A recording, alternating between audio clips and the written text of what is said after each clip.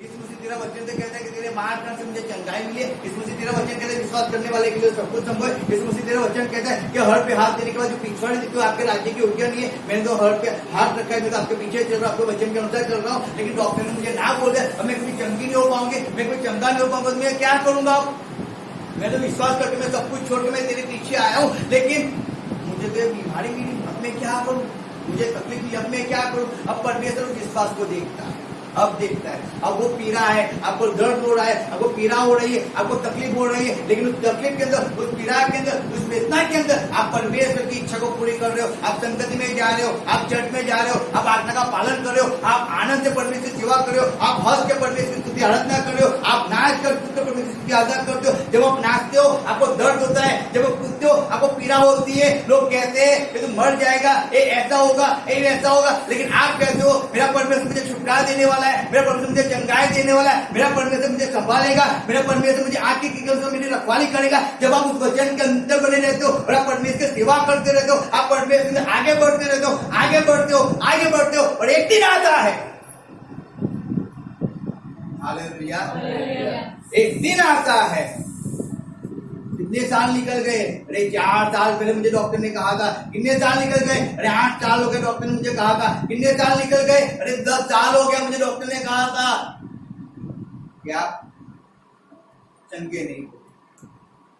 मैं कब चंगा हो गया मुझे मालूम ही नहीं है, कब मेरी परिस्थिति चेंज हो गई मुझे मालूम ही नहीं है। मैं तो केवल परमेश्वर स्तुति करता था, आराधना करता था, उसके काम में इतना बिजी हो गया ना कि मुझे दर्द भी मालूम नहीं पड़ेगा दर्द क्या होता है, वो भी मुझे समझ नहीं है कि दर्द किसको कहते हैं। कब चंगाई मिली तो नहीं मालूम है, लेकिन मैं आज चंगा हूं। कितने साल हो गए? 10 साल हो गए। ना दर्द है, ना पीड़ा है, ना तकलीफ है, ना बेचना है, कुछ भी नहीं है। क्यों नहीं है?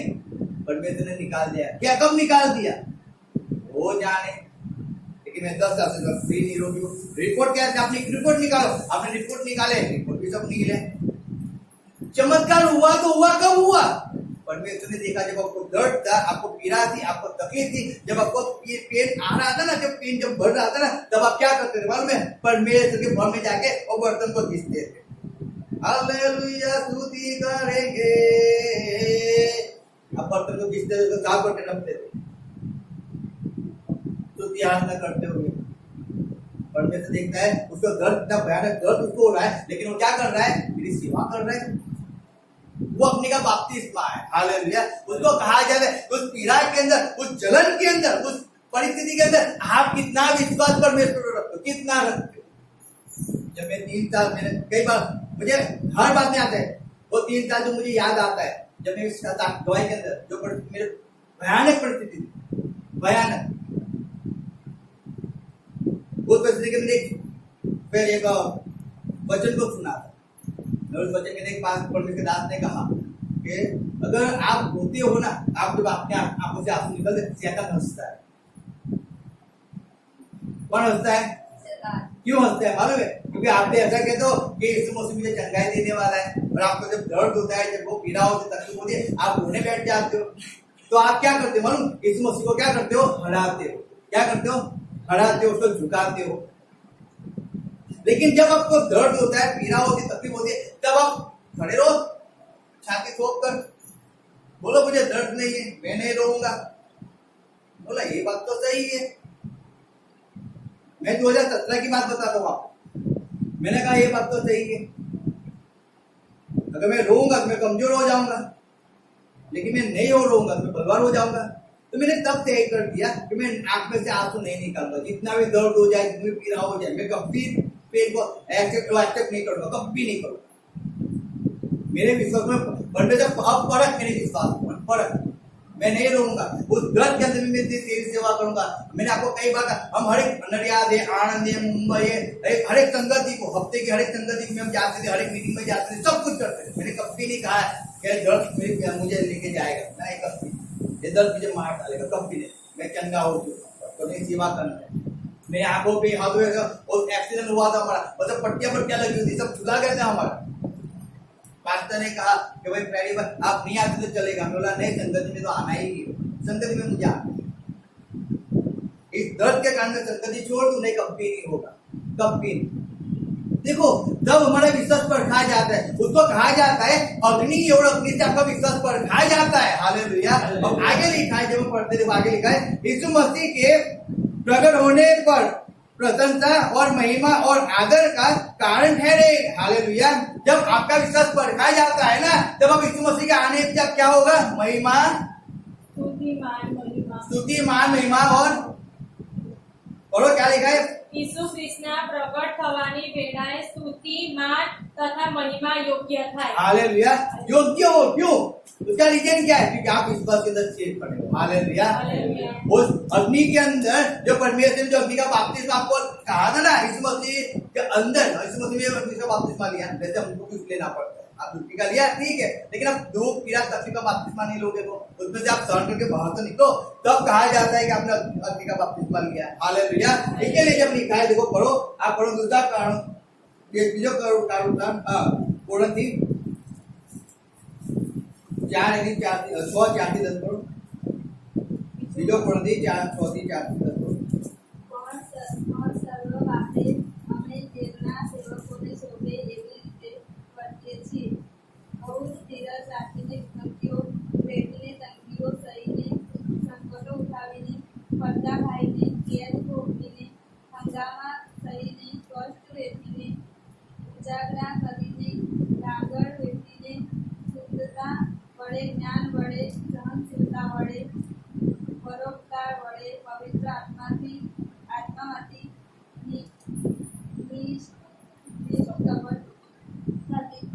સત્યના વચનથી, દેવના પરાક્રમથી, જમણે હાથે તથા ડાબે હાથે, ન્યાયના હથિયારો વડે, માન તથા અપમાન વડે, અપકીર્તિ તથા સુકીની વડે, ઠગ ગણાતા છતાં ખરા રહીને, અજાણ્યા જેવા છતાં બહુ જાણતા, યહોવાને જાણે મળતા હોઈએ એવા છતાં જુઓ।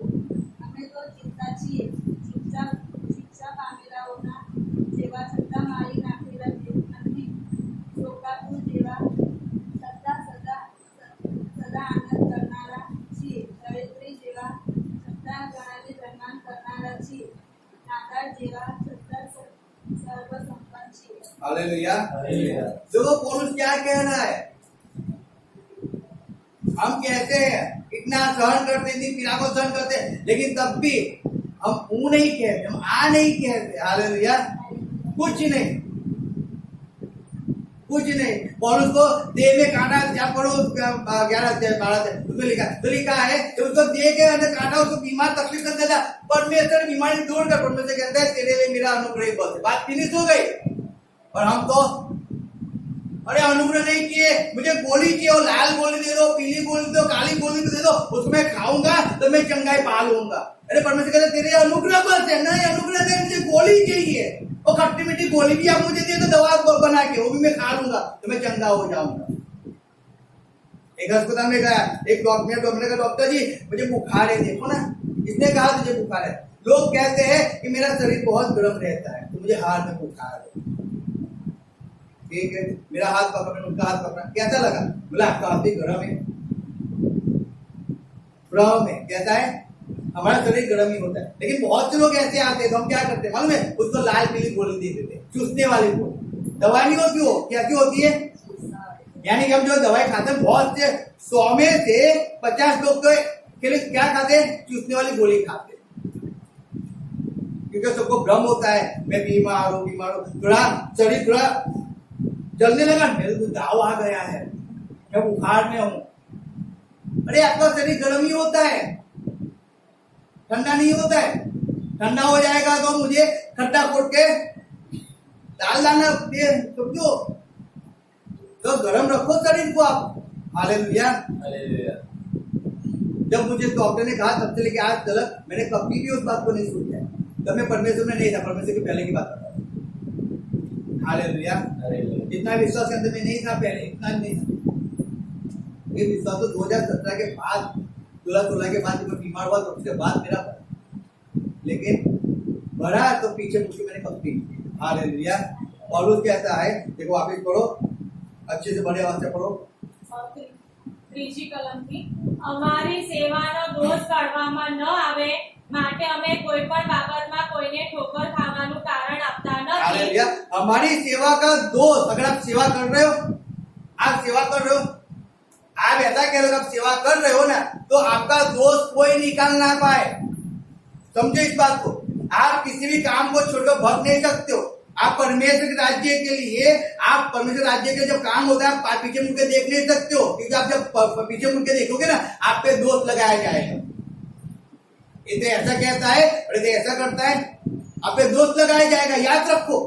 इसलिए पौलुस कहता है हमारी सेवा के अंदर लिखा है, परंतु हर बात में परमेश्वर के सेवकों की नाई अपने सद्गुणों को प्रकट करते हैं।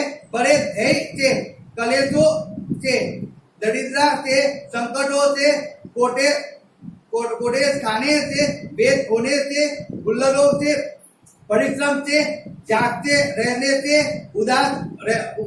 उपवास करने से, पवित्रता से, ज्ञान से, धीरज से, कृपालु से, पवित्र आत्मा से, सच्चे प्रेम से, सत्य के वचन से, परमेश्वर की सामर्थ से, धार्मिकता के हथियारों से जो दाहिने बाएं हैं, आदर और निरादर से, दुर्नाम और सुनामान से, अधिपति भरमाने वाली जैसे मालूम होते हैं तो भी सच्चे हैं। हालेलुया।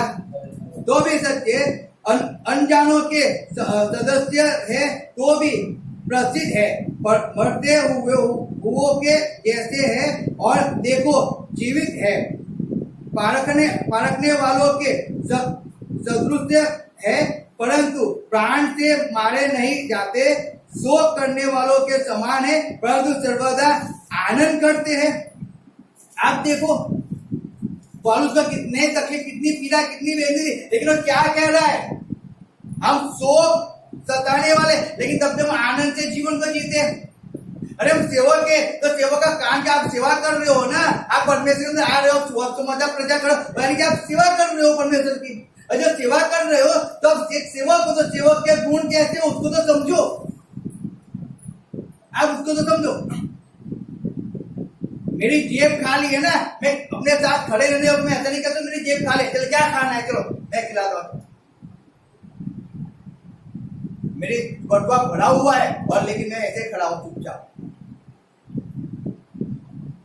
राह देखता हूं कोई मुझे खाना खिलाए और मैं खा लूं। देखो आप किसी को ना किसी का भाड़ा निकाल सकते हो, ना किसी को हेल्प कर सकते हो, ना परमेश्वर की सेवा कर सकते हो। फिर हम कहाँ के सेवक, कहाँ के सेवक? आप सेवक हो तो सेवा करने के लिए आए। हालेलुया। आप सेवक हो तो सेवा करने के लिए आपको बुलाया, तो सेवा करना है, यानी कि हर एक चीजों से आपकी सेवा करना है ना, हर एक चीजों से आप तो, हालेलुया, समझो बात को। आप बोलते हो परमेश्वर प्रेम करते हो, अरे प्रेम कहाँ है? प्रेम करते हो, प्रेम क्या परमेश्वर कुछ कर ही नहीं सकते, तो प्रेम कहाँ है?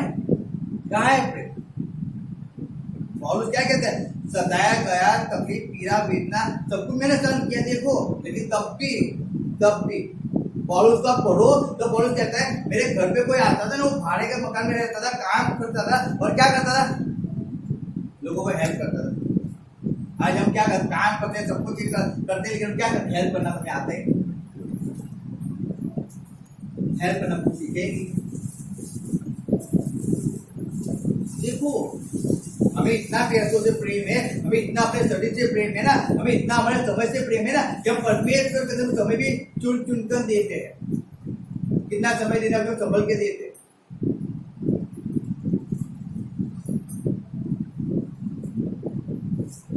अब कोई हमें दोस्त लगाएगा या नहीं लगाएगा वो बात तो आपको भरपूरी परमेश्वर के लिए करना है, पर हम क्या करते हैं मालूम है, कुछ करके चले जाते हैं।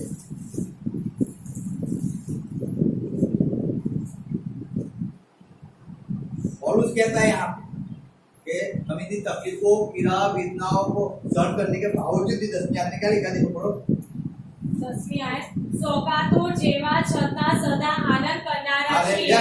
शोकातुर है, शोक के अंदर इतने डूबे हुए हैं ना, क्योंकि सीमा नहीं है, लेकिन तब भी हम क्या करते हैं मालूम है, सदा आनंदी रहते, सदा आनंद। तकलीफ आई, पीड़ा, अरे कुछ नहीं, आनंदी रहना है। फिर દરિદ્રી જેવા છતાં ઘણાને ધનવાન કરનારા છીએ हालेलुया। हम दर्दी हो चलेगा, हमें बस हम कंगाले चलेगा, कुछ नहीं खाने के लिए जो भी चलेगा, लेकिन मेरे घर पे कोई मेहमान है उसको भूखा तो नहीं देख सकते ना। समझो बात को। और हम क्या करते हैं? आज मनुष्य क्या कर रहा है, आज लोग क्या कर रहे हैं, देखो आप।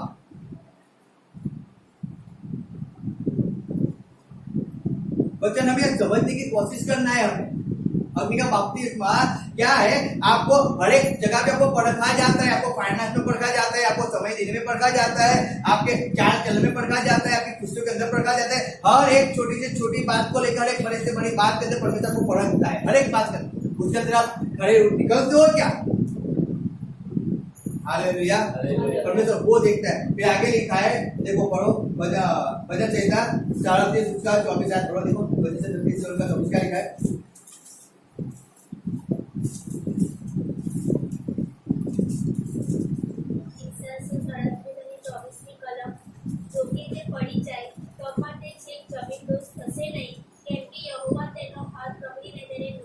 हालेलुया।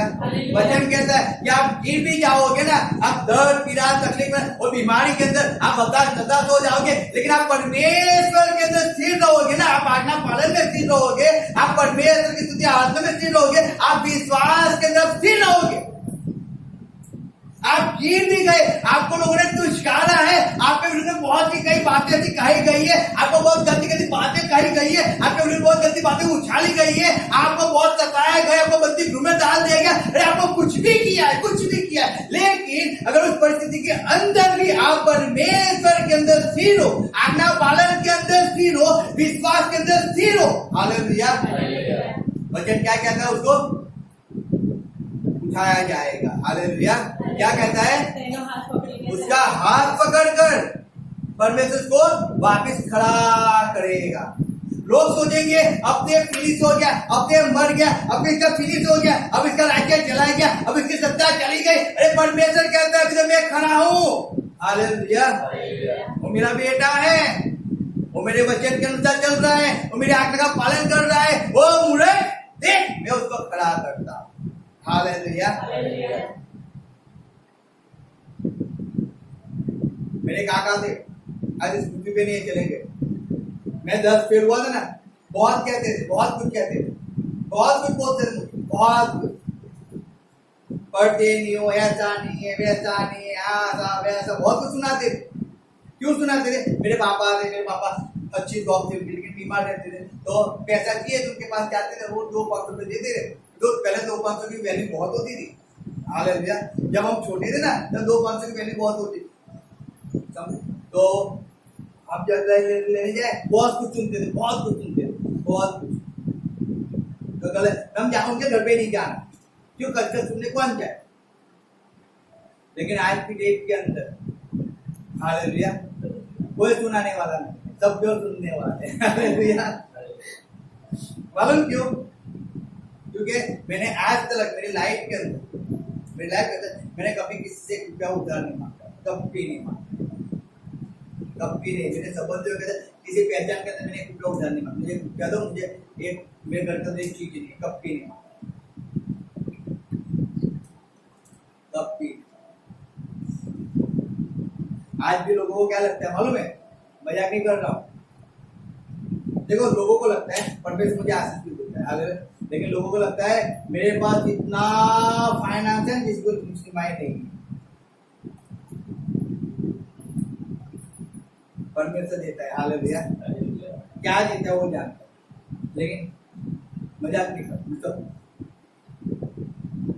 लेकिन आप विश्वास में पढ़ के जाओगे ना, ये कोरोना के अंदर हमें 4 किट देने, हमें अनाज देना, किट देना, मेरे पास पैसे नहीं थे, हमारे पास 1 रुपया नहीं था, 1 रुपया नहीं था, क्योंकि मैंने जॉब छोड़ दिया था, पैसा ही नहीं था। तो मैंने कहा अब एटीएम में जाता हूँ, तो मैं एटीएम में गया, मेरे एटीएम में जो निकलेगा तो मेरे धन्यवाद। और मैं क्या 19 रुपये निकले, मैं 19 रुपये लेके अपने घर के अंदर तेल लेके नहीं आया। हालेलुया। चावल लेके नहीं आया था, 19 रुपये लेके आया। मैंने उसमें से पहले 10 पाउंड निकाला, तो 10 पाउंड निकालने के बाद जो पैसा बचा ना, वो पैसा लेकर हम डीमार्ट चले गए। और तब डीमार्ट बहुत सस्ता था, अभी बहुत महंगा हो चुका है। डिमांड में चले गए और डिमांड में लेके जो पूरे पैसे को हमने अनाज की किट ले लिया, 4 किट हमने लेके आए अनाज, 4 किट लाके हमने दिया तो कोरोना के अंदर जब लोग पैसे इकट्ठा कर रहे थे, जब क्या बोलते आधा खा रहे थे, उस समय के अंदर हमें पैसों की जब जरूरत है उस पैसों को परदेश से राज्य के लिए बोला उस समय जब हमारे पास कुछ नहीं। आप क्या समझते हो? अरे परमेश्वर एग्जाम हर तरीके से लेता है आपकी, परमेश्वर ऐसे कुछ ही नहीं करता है, कुछ भी नहीं करता है। पौलुस कहते हैं यहाँ पे वापिस 10 आयत में पढ़ो क्या लिखा है, सो करने के समान है परंतु सर्वदा आनंद करते हैं, कंगालों के जैसे है परंतु बहुतों को धनवान बना देते हैं। हालेलुया। हम चाहे कंगाल जैसे हो लेकिन बहुत धनवान तो बने, चाहे हमारे पास कुछ हो या ना हो लेकिन दूसरे के पास तो होना चाहिए ना। यहाँ तो क्या है मालूम है, हमारे पास भी सब कुछ होना चाहिए, एफडी कर दो, एक कर दो, सब कुछ इकट्ठा करके रखो, परमेश्वर के राज्य में चाहे कुछ भी हो कोई फर्क नहीं पड़ता, हमारा सब कुछ होना चाहिए, हमको कोई चीज की कमी नहीं होनी चाहिए। हालेलुया।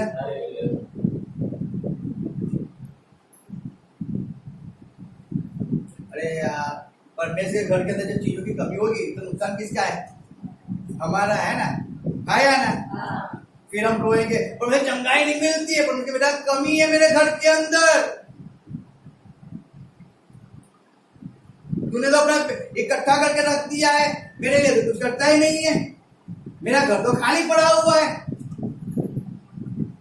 एक तकलीफ आ गई परमेश्वर, पूछ के बेटा मुझे नहीं मालूम है तकलीफ आई है, तकलीफ आई कहां से? तूने पैदा किया तकलीफ। हालेलुया। विश्वास से स्थिर होता, मेरे लिए कुछ करता, मेरी सेवा करता, मुझे अधीन रहता। मुझे एक व्यक्ति ऐसा बताओ, मजाक नहीं कर रहा, जिसने परमेश्वर की सेवा किया हो और परमेश्वर ने उसको ऊंचाई के लेके ना गया हो,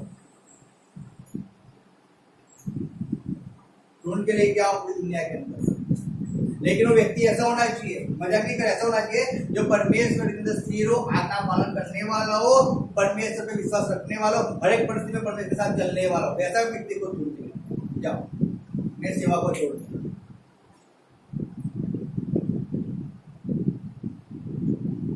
झूठ नहीं बोलने वाला होना चाहिए, चोरी नहीं करने वाला होना चाहिए, आज्ञा का पालन करने वाला होना चाहिए। तो मैंने जब तक कितने को देखा है ना, मैंने वो देखा है तो परमेश्वर के अधीन कितने हैं ना, तन मन और धन से परमेश्वर सेवा करने, कभी भी उन्हें पीछे मुड़ के नहीं देखा। आज भी वो सेवा आगे नहीं बढ़ रहे लोगों की, रीजन क्या है मालूम है? मेरे काकी की शादी है, मेरे मामी की शादी है, मेरा वो मर गया, उधर जाना है, उधर जाना है, अरे चर्च छोड़कर वहां पे जा रहे हैं, शादी में जा रहे हैं, मैयत में जा रहे हैं, वहां पे जा रहे हैं, और फिर हम कहते हैं परमेश्वर में आशीष नहीं करता। अरे कहां से आशीष करें? आप आगे का बपतिस्मा लेने के लिए तैयार तो हो ही नहीं, आप स्थिर होने के लिए तैयार तो हो ही नहीं।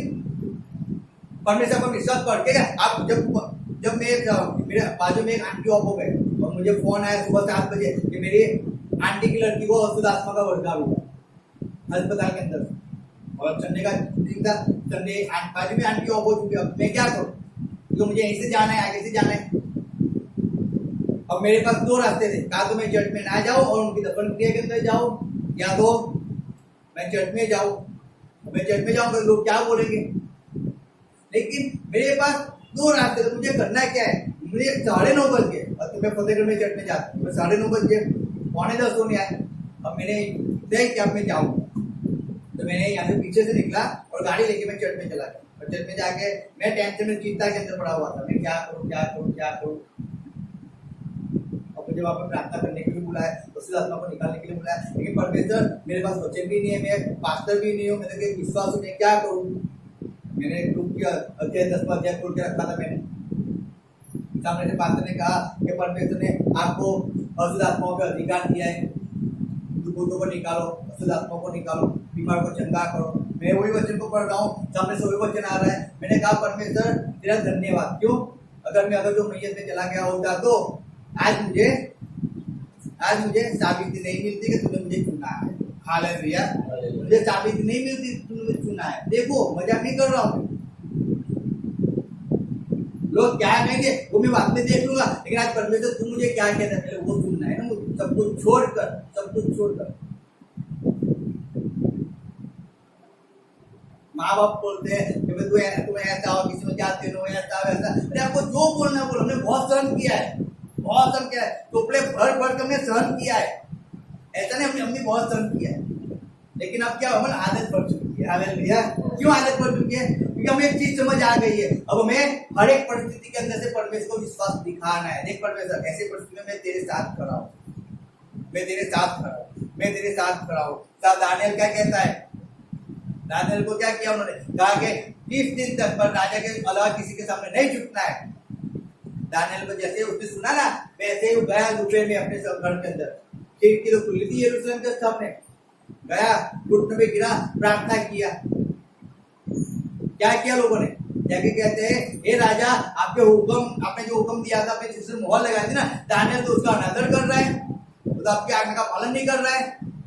राजा सोचता कि अरे मैं तो भूल ही गया कि ये लोग दानियल के पीछे पड़े, उसको बंदूक में डालने के लिए, उसको पद से हटाने के लिए उसको पीछे पड़े होंगे। अब राजा भी कुछ नहीं करते, उसने मोहर लगाई है। बोलता है अच्छा चलो आप जो चाहो कर सकते हो, जो मानते हो नियम लगते नहीं, कैंची नहीं होती, एक नियम हो गया, वो क्या मोहर लग गया, तो हो गई। दानियल को पकड़ा गया, राजा के पास लाया गया। राजा कहता है, हे दानियल, जिस परमेश्वर की स्तुति करता है, आराधना करता है, हालेलुया, जिस परमेश्वर के नाम का तू भजन करता है ना, वो परमेश्वर तुझे सिंहों के बिल से बचाए। हालेलुया। अब राजा तो अपने घर के अंदर चला गया, दानियल को डाल दिया सिंह के बिल के अंदर।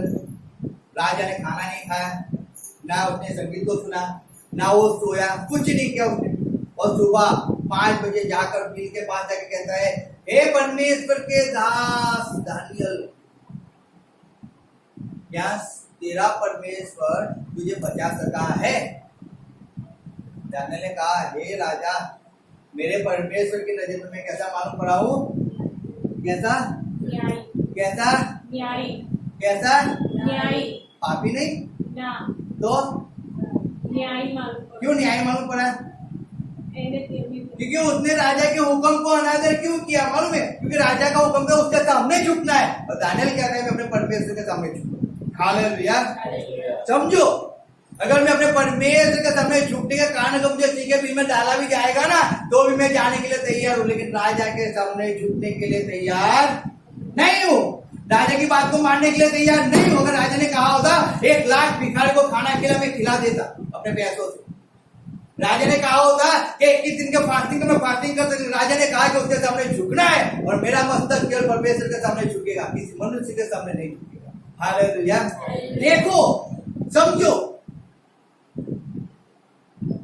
अरे सिंह के बिल में डाल दिया गया वो, लेकिन तब भी परमेश्वर ने उसको जिंदा बाहर निकला। सिंह की ताकत उतनी नहीं थी, वो भूखे सिंह थे, उनकी ताकत नहीं थी कि डालने के पास आके अपनी जीभ से उसको चाटे। सोचो, सिंह की उतनी भी ताकत नहीं है कि दानियल के पास उसको चाटे। क्यों मालूम है?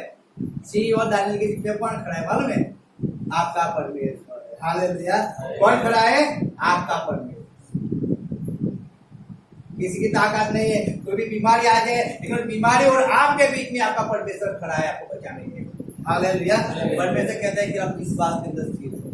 वो अग्नि है, वो आपको जलाने के लिए आई है, लेकिन अगर आप नहीं जले ना, तो आप एक लेवल और आगे बढ़ जाओगे। हालेलुया। और एक स्टेप आप आगे बढ़ जाओगे, लेकिन उस परिस्थिति के अंदर आप डर गए, आप निराशा में चले गए, आप पीड़ा में चले गए, आप तकलीफ में चले गए, वो आग आपको जलाती, आपके विश्वास को जलाती। वचन कहता है, लास्ट आयत पढ़ के, दूसरा कोरिन्थी 11 उसका 23 से 29 पढ़ो। क्या लिखा है? 23 से 29। 11 23 से 29। 23 અને 29. 23 से 29। શું તેઓ ખ્રિસ્તના સેવકો છે? હું કોઈ એક ગેલા માણસની પેઠે બોલું છું કે હું તેઓના કરતા વિશેષ છું, કારણ કે મેં વધારે મહેનત કરી છે, વધારે વખત કેદખાનામાં પડ્યો છું, વધારે વખત બહાર ફટકા ખાધા છે અને વારંવાર મોતના પંજામાં આવ્યો છું.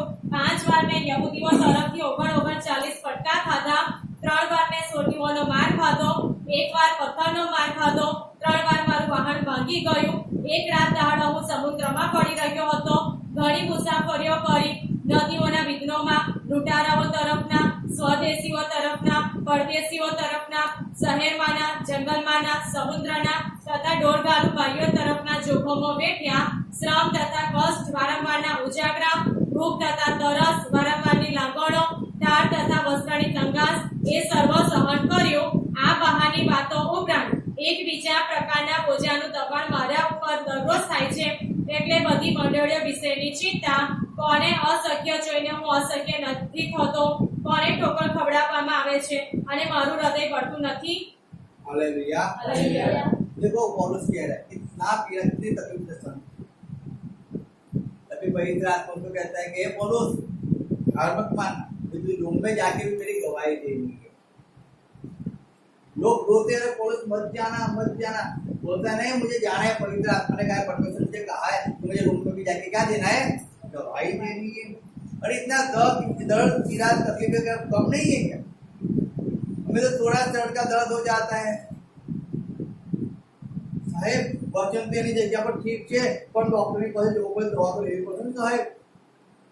अरे साहेब ये दर्द पर बाकी के एग्जाम है, कॉलेज के एग्जाम है, अगर हम नहीं जाएंगे तो हमें फेल हो जाएंगे। अरे वही तो है जिसका आप परमेश्वर के अंदर स्थिर हो ना, परमेश्वर को बाहर निकालेगा वहां से। लेकिन आप परमेश्वर को छोड़ ही नहीं सकते हो, तो आप फिर तकलीफ पीड़ा को सहन नहीं कर सकते तो परमेश्वर के राज्य के लिए आप गिर गए ना, परमेश्वर को उठाने की ताकत रखता है। हालेलुया। समझो आप से पास हो गए ना, तभी परमेश्वर आपको उठाने की ताकत रखता है। समझो आप कितनी पीड़ा कितना के अंदर चले जाओ, लेकिन वहां पे भी आप परमेश्वर में स्थिर रहोगे, आज्ञा पालन में रहोगे। हालेलुया। परमेश्वर आपको वहां से बाहर निकाल, वो अग्नि है, याद रखना वो अग्नि है जो आपको परखने के लिए आई है। वो दर्द, वो पीड़ा, वो पेट की तकलीफें, वो सीट की तकलीफें, वो चढ़ी की हड्डी की तकलीफें, रोग बीमारियां, वो आपको अग्नि समान बनकर आपके जीवन के अंदर आई है। क्या उस परिस्थिति के अंदर आप क्या कर रहे हो, क्या कर रहे हो? आप निराशा में चले जाते हो, परमेश्वर देखता है अब इस परिस्थिति के अंदर आप क्या कर रहे हो, क्या कर रहे हो। जब मैं बैठता था मेरे नीचे ऐसी दर्द के अंगारे चलते थे, मुझे नहीं मालूम कौन लगाता था, लेकिन जब भी बैठू ना मैं अंगारे इतनी जलन होती थी। लेकिन तब भी मैंने तय किया था, मैंने जब भी परमेश्वर कब से 2004 से मैंने तय किया था, परमेश्वर घुटनों पे बैठ कर स्तुति करूंगा, आराधना करूंगा, संगत में जाऊंगा। आज भी मैं संगत में जाता हूँ कहीं, मैं नीचे घुटनों बैठकर, मैं नीचे बैठकर तो घुटनों बैठ कर स्तुति आता करता। तब उस समय के अंदर मैं बैठता था तो मुझे बहुत जलन होती, बहुत जलन होती। लेकिन मैंने कभी घुटनों पे बैठना बंद नहीं किया, कभी बंद नहीं। 3 साल रेगुलर में घुटनों पे बैठा था उस परिस्थिति के अंदर, लेकिन तब परमेश्वर मुझे बाहर निकाला है। तब निकाला जब मुझे दर्द पीड़ा होती थी, जब आधी रात को फोन आता था कि ब्रदर एक बहन को ऐसी तकलीफ भी होता था, फोन आप आओ प्रार्थना के लिए, मैं कहता मैं फोन पे प्रार्थना करवा देता, मुझे दर्द बहुत है। रात को 2 बजे 2:30 बजे हम उनके घर पे जाते, 2-2, 3-3 बजे तक उनके घर पे बैठे रहते, उनके लिए प्रार्थना। एक फ्रेंड था मेरा, वो जो मुझे फोन किया, जो मुझे फोन कर कहते कि उसने कहा कि फ्रेडी होल नाइट करता है, उसको बुलाओ प्रार्थना करेगा आज रात को, वो रात को होल नाइट करते हैं। देखो स्मिथ ट्रिगर जो परमेश्वर बड़े दास से जिन्होंने 10 मुर्दों को जिंदा किया, उनपर स्टोन की तकलीफ थी, और 2 साल उस स्टोन के अंदर तकलीफ के अंदर पीड़ा के अंदर थे। लेकिन जब उनको भयानक दर्द पैदा होता था, जब भी किसी के लिए प्रार्थना करने जाना है, उस आत्मा को निकालने जाना है, बीमार व्यक्ति के लिए प्रार्थना करना है, फिर रोगियों के पास आए, तभी हालेलुया। समझो अय्यूब जब बीमार अवस्था के अंदर था, परमेश्वर ने कहा मेरा दास अय्यूब अगर आपके लिए प्रार्थना करेगा तो मैं उसकी प्रार्थना को सुनूंगा और अपने पापों को माफ करूंगा। अय्यूब कहता है परमेश्वर मैं क्यों बीमार पड़ा हूँ, मेरी अवस्था ऐसी नहीं कि मैं जाके तेरे लिए मैं उनके लिए अर्पण चढ़ा सकूं, उनके लिए प्रायश्चित कर सकूं। परमेश्वर तो माफ कर देना, नहीं अय्यूब करेगा तो ही। अब अय्यूब की परिस्थिति इतनी खराब थी, वो लेटा हुआ था, लेकिन उठा और उनके फ्रेंड के लिए, उनके पापों के लिए अय्यूब उठ जाता है और परमेश्वर के पास जाके उनके लिए विनती करता है और परमेश्वर को माफ करता है, उनकी परिस्थिति चेंज हो गई। हालेलुया। देखो वो अपनी की परीक्षा थी अय्यूब के जीवन के अंदर, जो 9 महीने 270 दिन 70 दिन अय्यूब परिस्थिति के अंदर जीवन जिया है, 9 महीने जीवन को जिया है, उसने हार पे एक्सेप्ट नहीं किया, तकलीफों के अंदर था लेकिन उसने हार पे एक्सेप्ट नहीं किया।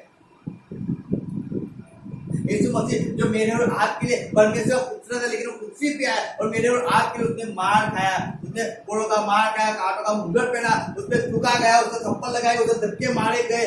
देखो आप, उसको क्या क्या नहीं कहा गया, उसको पापी कहा गया, उसको व्यभिचारी कहा गया, सब कुछ उसको कहा गया, लेकिन यीशु मसीह ने किसी को भी हालेलुया आंसर देने की जरूरत नहीं।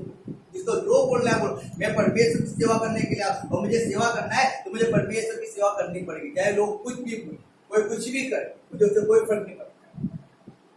उसने अच्छा किया, अंधे को देखता है किया, लंगड़े को चलता है किया, उसने मरे को जिंदा किया, लेकिन तब भी लोगों ने क्या किया, उसको क्रूस पे चढ़ा दिया। तभी खुशी से मुझे क्रूस पे चढ़ गया। और यहाँ पे तो हालेलुया, ये अपनी का बपतिस्मा है। ऐसा मत समझो कि भाई इस मसीह ने सहन कर लिया इसलिए हमारी बारी नहीं आएगी। अगर आप परमेश्वर के पीछे चल रहे हो ना, अगर आपका परमेश्वर यीशु मसीह है तो याद रखो अग्नि का बपतिस्मा आपको भी लेना आवश्यक है। इसलिए पौलुस कह रहा है कि मेरे पीछे जो आ रहा है ना, वो आपको पवित्र आत्मा से और अग्नि के बपतिस्मा के द्वारा आपका बपतिस्मा करेगा। हालेलुया, वो पीड़ा तकलीफ वेदना के द्वारा हमारा बपतिस्मा होना आवश्यक है। और जब वो बपतिस्मा होगा तब हम खड़े पड़ के जाएंगे। हालेलुया हालेलुया, इसके लिए हमें तैयार रहना है। आए हम खड़े हो जाए। थैंक यू परमेश्वर, इस बच्चे को समझने के लिए आपको सहायता करे, हेल्प करे। आए हम अपनी जगहों पे खड़े हो।